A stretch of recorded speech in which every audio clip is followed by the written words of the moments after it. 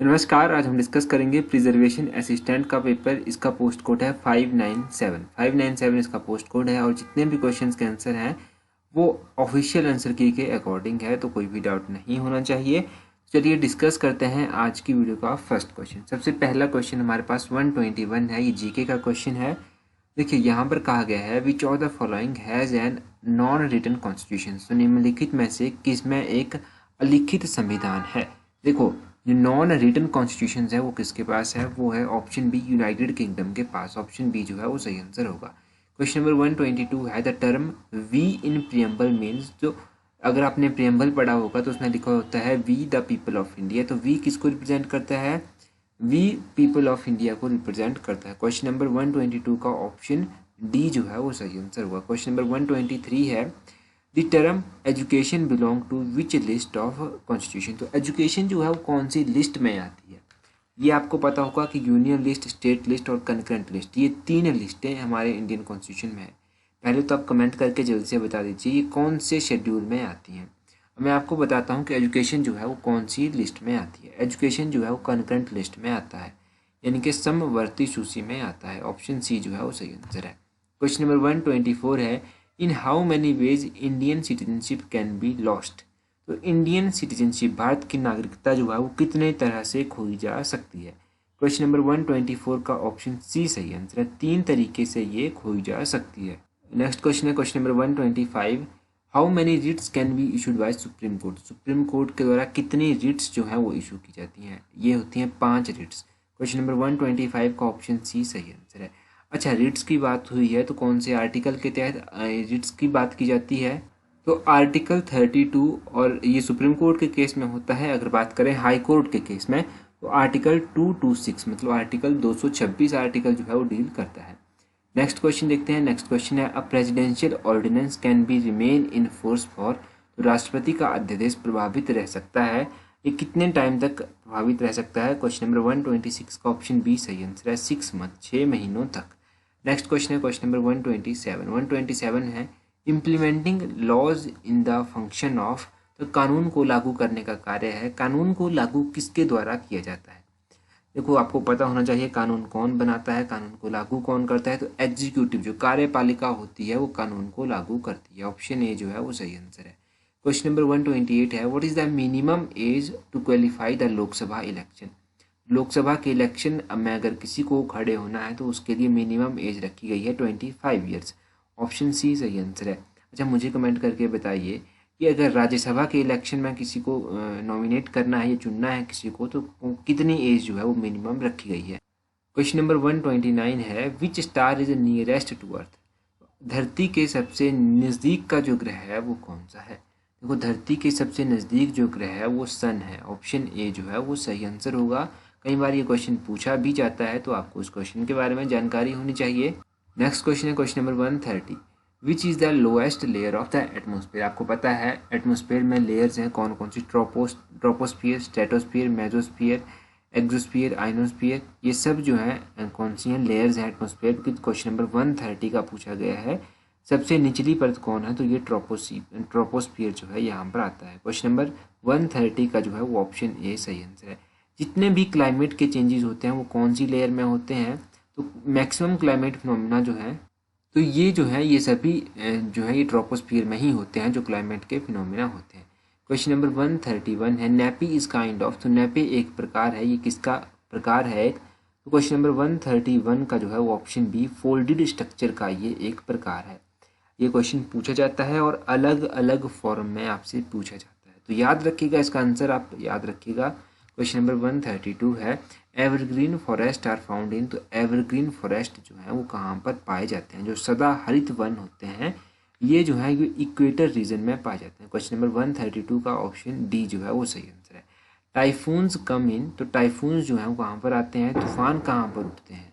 Question number 133 का option D जो है वो सही आंसर है। China and Japan, China and Japan में जो है वो टाइफून उठते हैं। क्वेश्चन नंबर 134 है Mongla port is located in. तो ये जो मोंगला पतन है ये कहाँ पर स्थित है। देखो मोंगला पोर्ट कहाँ पर स्थित है, ये बांग्लादेश में स्थित है। ऑप्शन बी जो है वो सही आंसर होगा, बांग्लादेश में स्थित है ये मोंगला फोर्ट। क्वेश्चन नंबर 135 है black forest is found in, तो ब्लैक फॉरेस्ट कहाँ पर पाया जाता है? ब्लैक फॉरेस्ट जो है वो जर्मनी में पाया जाता है। ऑप्शन बी जो है वो सही आंसर है। क्वेश्चन नंबर 136 है, which of the following Indian state does not have any coastal border? ऐसा कौन सा इंडियन स्टेट है, भारतीय राज्य है, जिसका समुद्री तटीय सीमा नहीं है? देखो क्वेश्चन नंबर 136 का ऑप्शन सी राजस्थान जो है वो सही आंसर होगा। राजस्थान के समीप अगर आप मैप में देखेंगे तो कोई भी कोस्टल एरिया नहीं पड़ता है। क्वेश्चन नंबर 137 है, which of the following river known as Dakshin Ganga? दक्षिण गंगा के नाम से किस नदी को जाना जाता है? तो दक्षिण गंगा के नाम से जो है वो गोदावरी नदी को जाना जाता है। ऑप्शन बी जो है वो सही आंसर होगा। दक्षिण गंगा गोदावरी को कहते हैं। Green revolution is related with, तो हरित क्रांति जो थी वो किससे संबंधित थी? क्वेश्चन नंबर 138 का ऑप्शन बी व्हीट, गेहूं से ये संबंध रखती है। हरित क्रांति कब हुई थी? देखो ग्रीन रेवोल्यूशन का जो टेन्योर था वो 1960s का माना जाता है, 1960 का माना जाता है। अगर ग्रीन रेवोल्यूशन के बारे में आप और भी जानेंगे, देखो ग्रीन रेवोल्यूशन के बारे में मैं आपको बता दूं तो भारत में ग्रीन रेवोल्यूशन के जनक किसको कहा जाता है? तो वो कहा जाता है MS स्वामीनाथन को। क्वेश्चन नंबर 139 है, Manas wildlife sanctuary is located in, तो ये मानस वन्य जीव अभ्यारण्य कहाँ पर स्थित है? मानस वन्य जीव अभ्यारण्य जो है वो असम में स्थित है। ऑप्शन बी जो है वो सही आंसर है। क्वेश्चन नंबर 140 है, the oldest oil field in India is, तो भारत का सबसे पुराना तेल क्षेत्र कौन सा है? तो भारत का सबसे पुराना जो ओल्ड रिफाइनरी है वो कौन सी है? Digboi oil refinery. Option D जो है वो सही आंसर होगा। तो ये दिग्बोई ऑयल रिफाइनरी कहाँ पर स्थित है? तो ये दिग्बोई ऑयल रिफाइनरी जो है वो असम में स्थित है। ये आप याद रखिएगा, असम में ये स्थित है। नेक्स्ट क्वेश्चन है हमारे पास क्वेश्चन नंबर 141 है, इनकम एंड कंजम्पशन आर, तो आय तथा खपत है, तो ये क्या है आय और खपत? Option B direct. तो क्वेश्चन नंबर 141 का जो है वो ऑप्शन बी डायरेक्टली रिलेटेड सही आंसर है। क्वेश्चन नंबर 142 है, the value of commodity expressed in term of money is known as, तो किसी वस्तु का मूल्य जो मौद्रिक मान में व्यक्त किया जाता है कहलाता है।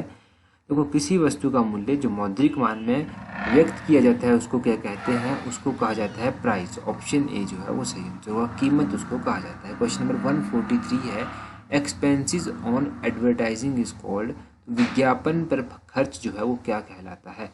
उसको सेलिंग कॉस्ट कहते हैं। 143 का ऑप्शन डी जो है वो सही आंसर है, विक्रय लागत उसको कहा जाता है। क्वेश्चन नंबर 144 है, which of the following is not the infrastructure sector, निम्न में से क्या एक अधिरचना क्षेत्र नहीं है? तो क्वेश्चन नंबर 144 का ऑप्शन सी सही आंसर है, food production is not an infrastructure sector. इसका ऑप्शन सी सही आंसर होगा 144 का।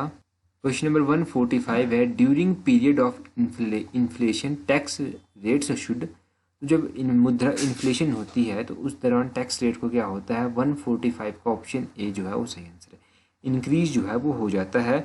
क्वेश्चन नंबर 146 है, the interest rate policy is component of, तो ब्याज दर नीति एक हिस्सा है। क्वेश्चन नंबर 146 का ऑप्शन बी मॉनेटरी पॉलिसी सही आंसर है, interest rate policy is component of monetary policy. Question number 147 है, bank money refers to, bank money refers to cheque ना, बैंक मुद्रा जो है वो संदर्भित है चेक से। ऑप्शन डी जो है वो सही आंसर है। क्वेश्चन नंबर 148 है, which of the following is known as emergency hormone, तो इमरजेंसी हार्मोन यानी कि आपातकालीन हार्मोन किसे कहा जाता है? इमरजेंसी हार्मोन के नाम से ऑप्शन ए एड्रेनालाइन ग्लैंड को कहा जाता है। ऑप्शन ए सही आंसर है, एड्रेनालाइन ग्लैंड याद रखिएगा नाम। क्वेश्चन नंबर 149 है, which of the following is a water borne disease, इनमें से जो है वो कौन सी पानी से उत्पन्न होने वाली बीमारी है? ऑप्शन बी हैजा कोलेरिया जो है वो सही आंसर होगा। क्वेश्चन नंबर 150 है, इन refrigerator a cooling system should always be, तो जो रेफ्रिजरेटर होता है उसमें जो शीतल कर जो ठंड रखने वाली प्रणाली होती है वो हमेशा कहाँ पर होती है? 150 का ऑप्शन ए सही आंसर होगा, at the top. Option A जो है वो सही आंसर है, टॉप में होती है। नेक्स्ट क्वेश्चन है, which of the following travel in glass with minimum speed, तो निम्न में से क्या कांच में सबसे कम चाल से गति करता है? 151 का ऑप्शन बी जो है वो सही आंसर है, वायलेट लाइट जो है वो सबसे कम गति में जो है वो ग्लास में ट्रेवल करती है। क्वेश्चन नंबर 152 है, the earth is having its own atmosphere due to, तो पृथ्वी का अपना वातावरण होने का क्या कारण है? जो पृथ्वी का अपना वातावरण है उसका होने का कारण है ग्रेविटी। ऑप्शन सी जो है वो सही आंसर है। क्वेश्चन नंबर 153 रीजनिंग का क्वेश्चन है। यहाँ पर कहा गया है which letter is 10th from right in English alphabet. English alphabet में राइट से 10th कौन सा अक्षर है? 153 का ऑप्शन बी सही आंसर होगा, क्यू। नेक्स्ट क्वेश्चन है 154। यहाँ पर भी आपको इनमें बताना है कौन सा सेट जो है इनमें से डिफरेंट है, तो 154 का ऑप्शन बी सही आंसर है। क्वेश्चन नंबर 155 है विच रिवर ओरिजिनेट फ्रॉम बड़ा बंगाल इन हिमाचल प्रदेश। तो ऐसी कौन सी नदी है जो बड़ा बंगाल से निकलती है? देखो बड़ा बंगाल से जो है वो रावी नदी निकलती है। 155 का ऑप्शन डी जो है वो सही आंसर होगा। अगर बात करें रावी नदी की, तो रावी नदी का वैदिक नाम है पुरुषानी और रावी नदी का संस्कृत नाम है इरावती। इनका वैदिक और संस्कृत नाम आप याद रखिएगा। अच्छा, रावी नदी की थोड़ी सी और जान लेते हैं, इसकी सहायक नदियाँ कौन कौन सी। तो रावी की सहायक नदियाँ हैं भांदल, तंतगिरी, सयूल, छतराड़ी और शाल, ये सभी इसकी सहायक नदियाँ हैं। नेक्स्ट क्वेश्चन है question number 156। Who was the first chief secretary of Himachal Pradesh. तो हिमाचल प्रदेश के पहले चीफ सेक्रेटरी जो थे वो कौन थे? क्वेश्चन नंबर 156 का ऑप्शन ए सही आंसर है, के.एल. मेहता। के.एल. मेहता जो थे वो हिमाचल प्रदेश के पहले चीफ सेक्रेटरी थे। अच्छा, एक चीज़ मुझे कमेंट करके बताइए कि हिमाचल प्रदेश की पहली महिला चीफ सेक्रेटरी कौन थी? अभी ये क्वेश्चन जो था वो जेई सिविल के एग्जाम में पूछा गया था। ये पेपर भी हमने कुछ दिन पहले ही डिस्कस किया था। Question number 157। The state animal of Himachal Pradesh is. तो हिमाचल प्रदेश का राज्य पशु कौन सा है? हिमाचल प्रदेश का जो राज्य पशु है वो है स्नो लेपर्ड। ऑप्शन बी जो है वो सही आंसर है। क्वेश्चन नंबर 158 है literacy rate of Himachal Pradesh as per 2011 census. 2011 की जनगणना के अनुसार हिमाचल प्रदेश का साक्षरता दर कितना है? हिमाचल प्रदेश का जो साक्षरता दर है वो है 82.80%। क्वेश्चन नंबर 158 का ऑप्शन सी जो है वो सही आंसर होगा। अगर बात की जाए लिटरेसी रेट की, तो हिमाचल प्रदेश का 2011 की जनगणना के अनुसार मेल लिटरेसी रेट जो है वो कितना है? तो मेल लिटरेसी रेट है 89.53% और फीमेल लिटरेसी रेट कितना है 2011 की जनगणना के अनुसार? तो फीमेल लिटरेसी रेट है 75.93%। ये आप याद रखिएगा मेल लिटरेसी रेट और फीमेल लिटरेसी रेट के बारे में। नेक्स्ट क्वेश्चन है क्वेश्चन नंबर 159 है total Lok Sabha seats from Himachal Pradesh से। तो हिमाचल प्रदेश से लोकसभा की कितनी सीटें हैं? लोकसभा की हिमाचल प्रदेश से कुल सीटें हैं 4।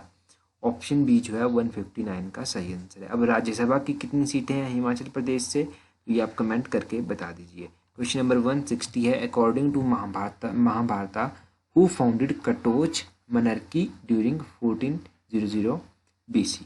तो महाभारत के अनुसार कटोच राजवंश की स्थापना किसने की थी 1400 ईस्वी पूर्व? तो ये सुशर्मा चंद्रा के द्वारा की गई थी। क्वेश्चन नंबर 160 का ऑप्शन बी सुशर्मा चंद्रा जो है वो सही आंसर है। क्वेश्चन नंबर 168 है दक्षिणी which was in news recently is an. देखो ये करंट अफेयर का क्वेश्चन है, इसको डिस्कस नहीं करेंगे। नेक्स्ट भी करंट अफेयर का क्वेश्चन है, डिस्कस नहीं करेंगे। ये भी करंट अफेयर का क्वेश्चन है तो इसको भी डिस्कस नहीं करेंगे। उस टाइम पे ये क्वेश्चन है जब ये पेपर हुआ था, इसको भी डिस्कस नहीं करेंगे। सीधा क्वेश्चन नंबर 165 देखते हैं। 165 में पूछा गया है सिनोनिम ऑफ वर्ल्ड मैस्केयर। तो इसका मतलब क्या होता है वर्ल्ड मैस्केयर? ठीक है, तो इसका सेम मीनिंग आपको बताना है। 165 का जो है वो ऑप्शन बी सही आंसर है, स्लॉटर इसका सही आंसर होगा।